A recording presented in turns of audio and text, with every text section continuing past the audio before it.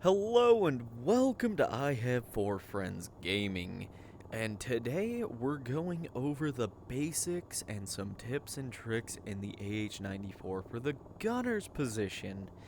So we're going to start off with the TAD system. So here, once we have our TAD system up, we have it selected as our screen of interest and we have it powered on. There's a few different things that are really useful about it, such as our head tracking display. Everybody loves the idea of head tracking. Not a lot of people know how to use it properly. And the way that you use it properly is for identifying threats through your thermal scanning, and then using this left T-deck here, you're going to press your left thumbstick in to lock onto targets. So we're going to look over at this target here. You're going to click your left thumbstick in, and as you see on the screen, we are locked onto said target. Now that we could be doing the same thing anywhere, looking around, let's say we want to lock onto that building there, and then adjust from there, we can do that. Now, not only that, but our T-deck, our right thumbstick is also going to have a lot of use, and that's going to be on zoom. Using the right thumbstick, if you push it in and out, it will increase and decrease the zoom level. Sorry. This will allow you to quickly and rapidly reacquire targets, as you can see jumping around the screen, instead of moseying on from side to side. Now, don't forget when you're acquiring targets and whatnot to look up off your MDFs and look around you. The reason for this is going to be, as you can see, your infrared systems on your helicopter are going to mark enemy targets in red brackets. Now, that's not the only way that you can identify where enemies are. With your radar system, it'll pop up as diamonds. So, if you're ever wondering, hey, where the heck are all the targets? I can't find them by searching and whatnot. Even though they're, popping up and whatnot, just look around. Look up off your screen for a moment. Your systems might be tagging them for you. That's really going to help you identify threats nearby. Next, we do also have GPS sending and GPS acquiring. So don't forget, if you GPS send something, you dip behind a hill, you've lost track of it, you can always reacquire that target. Now that we've talked a little bit about the TAD system and what it's useful for, we're going to go over to our radar systems. Now, our radar system is one of the most important. It's going to help us identify targets all around us. And just like the zoom function, we can change our elevation when we have this selected as a screen of interest using the right thumbstick. Now, the way this is going to be useful is it's going to allow us to zoom out further, or change the elevation of our radar to track further out if we're, looking at the farthest distance of our radar, 8 nautical miles. We'll want to zoom out, and if we're looking something really close up, like we're looking down a ravine, we can go negative, so negative 30, and that's going to allow us to see those targets really close up. Now, usually if you're searching ground targets, you want about between negative 15 and like negative 2, depending on what you're searching. You also do have an air search mode. This will allow you to identify air targets in the air. Using that right thumbstick, you can quickly search new areas. Now, they do also have a slave function, and what that's going to do is it's going to slave your TADs directly onto targets. So let's find some targets here. There we go. So we hit slave, and our systems immediately jump to it. It's going to be helpful if, let's say you have identified a MAD 4 on radar, you want to shoot weaponry at it, slave right to it, switch your arms on, and give her a few mean beans. Boom, dunzo. Now, not only with that being said, but when the pilot illuminates something, you'll also get a box around it. So if there's a sea of targets around, your pilot says, hey, I need you to kill that target. It's going to get rid of all the diamonds and just focus on that one target, allowing you to engage it and it alone, helping out with your situational awareness. Next, we're going to go talk about some of your equipment. Now, some of this equipment and weaponry have ranges that are kind of unspecified by the game. Now, the weird thing is, an AGM-145, it's not going to tell you its exact range, even though it can be fired further out, so let's say mountain right there, it shows that mountain is out of range. But when we send a missile, it's gonna hit.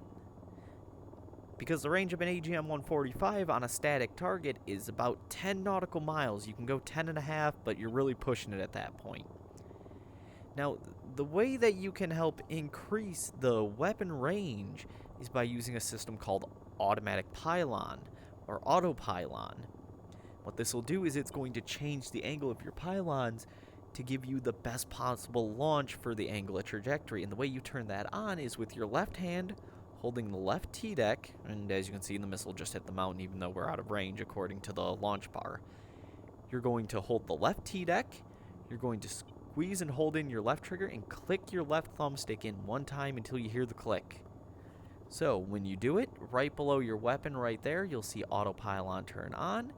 And to give you a demonstration of what that does, as we aim down, our pylons are going to automatically adjust to target the lower sections. Oop. I was holding the trigger when I did that. Mistakes were made. But there you go, no longer holding the trigger. Just by aiming down, the pylons automatically adjust.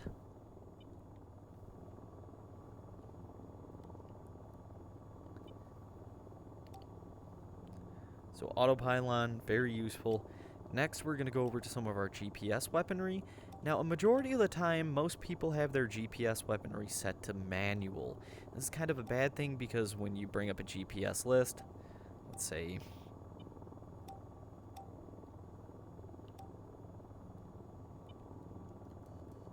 put a few of these GPS targets. When you go to fire, you manually have to adjust. Now, with automatic mode, or auto mode, it'll automatically cycle through your target list.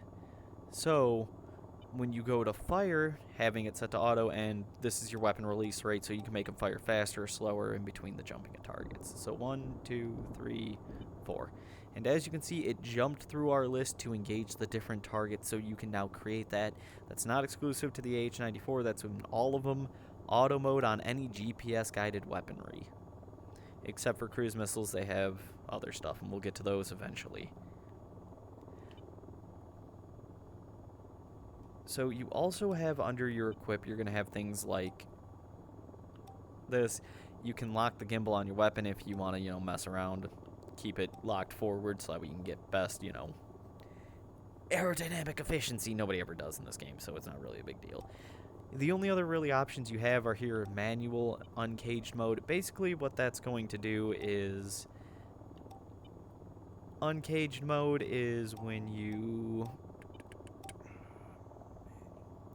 so I'm holding down the trigger and it's just locking the target. I physically have to press the B button on my index controller to send a missile out. And you can see the altered angle of trajectory due to the angled pylon. In comparison to it being on auto mode, or auto, just means as soon as you lock on, you pull the trigger, you don't have to hit B, you just send them. I personally like manual, so that way I don't accidentally bump it into my knee or something and make a mistake and accidentally send an AGM when I don't mean to send an AGM. For those of us who like to do recordings, one of the very nice things is under the S-Cam, you have target mode, and you're going to see a demonstration in a second here of what target mode does from the viewer's point of view.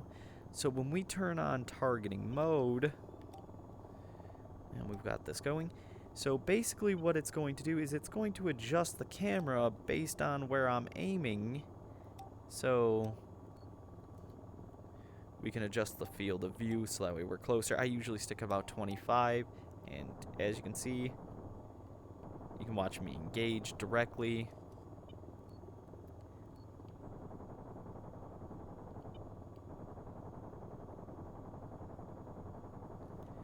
Or you can have your mode set to missile, which if you hit start with it on missile, you lock onto a target and fire.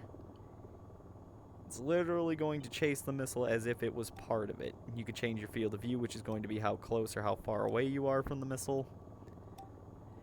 And keep in mind, that works with just about all cruise missiles. It doesn't work on the T-55 for some reason, even though it's also a two-seater. So we're going to end. Now we've got some laser-guided weaponry we're going to fire. And there you go. Field of view, 160, 40, boom. Now, it always follows the last missile or last thing fired. It doesn't work on cannons, but as you can see, it works on laser-guided weaponry, bombs. Now, this is going to help you estimate time to impact.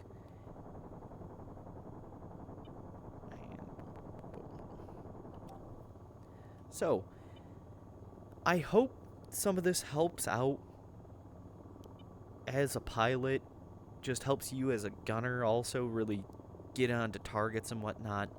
And don't forget about the whole looking up off your TADs, because you don't want to be focused like this, because you're going to miss everything going on around you. It's always good to look out of the cockpit every once in a while and be like, ah, that's where the next set of targets are. Boom. I can zoom in really quickly and just kind of get the general area, and then I know, hey, look, I can engage this guy with guns. Give him a few extra seconds just because he's by a building. Boom. There we go. Done. Easy peasy lemon squeezy. I hope this helps out, makes you a little better at gunning. Please let me know. And just to let you know a little bit about the channel, apparently I have speech impediments. I Have 4 Friends Gaming YouTube channel was set up because I got sick and tired of hearing so many ads on all of the videos, all these sponsorships, all that bull crap. So if you enjoy this content, you'll never have to worry about seeing ads or sponsorships that I put in here.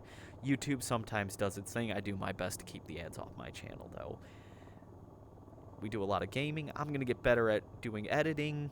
We're going to get better at some of the videos and upload. I do have a full-time job. This is just a hobby and a passion for me to upload this content.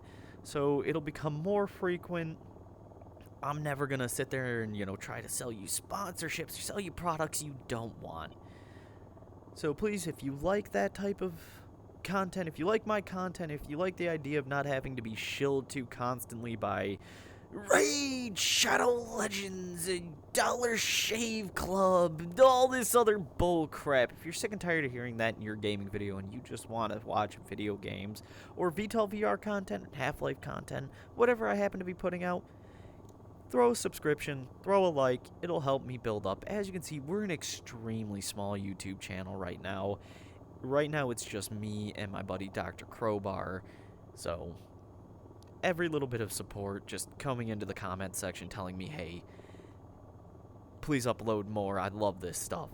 Really, it means a lot to me. Somebody posted that on one of my videos, and it made me just so happy to see and made me actually want to upload content again.